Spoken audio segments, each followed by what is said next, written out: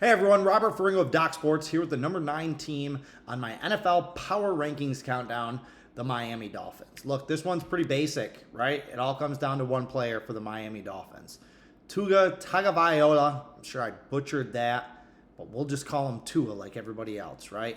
It all comes down to whether or not he can stay healthy. How you feel about the answer to that question probably determines how you feel about the Miami Dolphins coming into this year. We'll get back to Tua later. We'll get back to the most important part last, if that makes sense. Because everything else on this team is set up for success. There's a lot to like. This is a legitimate Super Bowl caliber team when you look at what they're packing on offense and defense. I mean, they have a fantastic set of receivers. Everyone knows about that. Jalen Waddle, Tyreek Hill combined for almost 200 receptions, almost 3,000 yards, almost 15 touchdowns. And they're not the only weapons that they have. Cedric Wilson, Robbie Chosen, Nay Anderson, Braxton Berrios. These guys can throw a lot of weapons at you. Their running back room is okay. Raheem Mostert and Jeff Wilson are, I don't know. They're replacement level, slightly above. But the guy to keep an eye on in this offense this year is Devin Achane. I was screaming for the Chicago Bears to draft this guy in the second or third round. I absolutely wanted Achane. I think he's going to be an outstanding NFL running back, a real game breaker.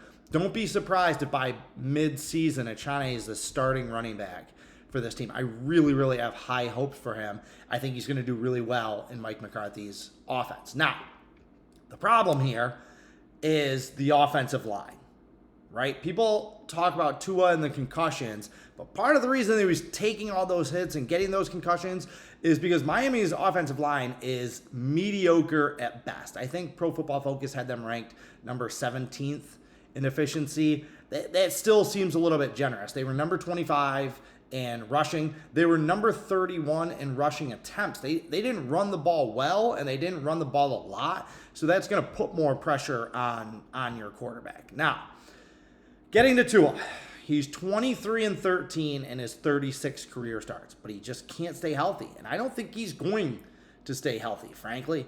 He never stayed healthy in college. He hasn't been able to stay healthy in the pros. I think this is just kind of who he is. I think he's, and you know the science, right? Like once you take a concussion, once you get a concussion, once you have multiple concussions, it becomes easier. Your brain is more susceptible to concussions. So my long-term prognosis for the guy is not good. Not good at all. The problem is they kind of need him, right? They averaged 24.9 points per game last year when Tua started. Only 16.3 points per game without him. That's an 8.5 point difference. That is a massive, massive difference. I don't know if there are too many players in the NFL that you could point directly to and be like, yeah, your team is almost 9 points worse without this guy on the field. But, one of the things about Tua last year, though, is that this team was really boom or bust with him. He started 13 games. In 5 of them, they exploded for 30 or more points. They were incredible. But in another 5 starts, they averaged 17 or fewer points in those games. I'm sorry, not average. They scored 17 or fewer. So it's either 30 or more or 17 or fewer. There wasn't a lot of middle ground there. There was only 3 other starts that he had between 18 and 29 points. So again, it was kind of boom or bust. Now, he is the key for this team, but I think they did a really great job and made a really smart move by bringing in Mike White. Okay? Backup quarterback, formerly of the Jets.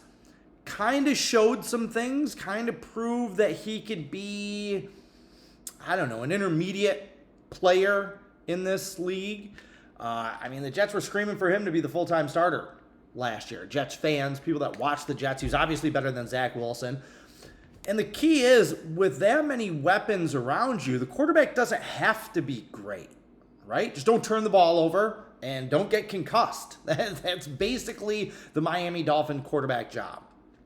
All right, let's put the offense aside, because the real reason that I have this team in the top 10 and the reason I think they are a legitimate Super Bowl contender is what they have on defense. I love the fact that they brought in Vic Fangio as a defensive coordinator. That was one of the best moves by any team. Outside of the Chargers scooping up Kellen Moore, I think Vic Fangio was probably the biggest move that any team made at the coordinator position.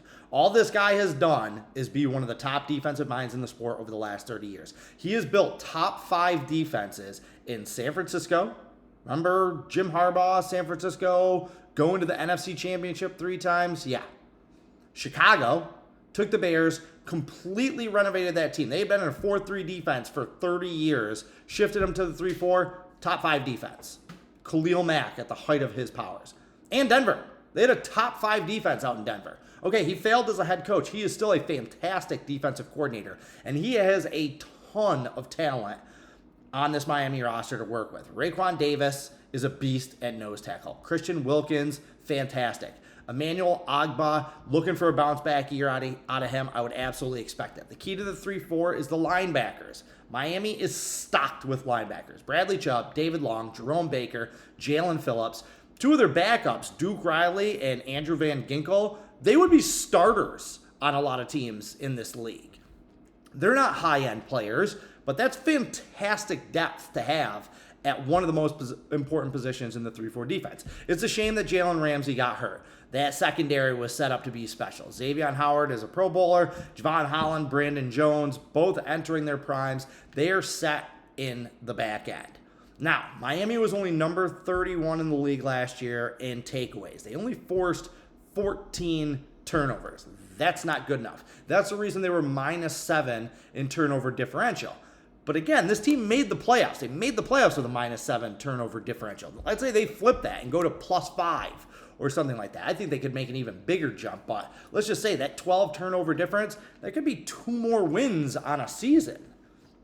All right, they were number 6 in the league in rushing defense. They should be even better up there. They were number 27 against the pass. That's why they went out and got Jalen Ramsey. He seemed like, I don't know, just an extra, just a cherry on top of things. No, their pass defense was a little bit suspect last year. Again, if they're getting more pressure on the quarterback in Fangio's system, they are going to be better on the back end.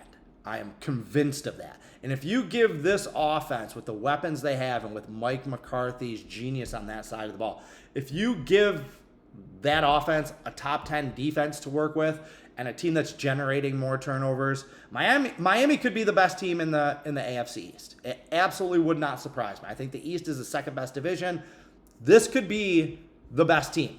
If this team broke out and went 12-5, wouldn't completely stun me. Now, here's the issue with them.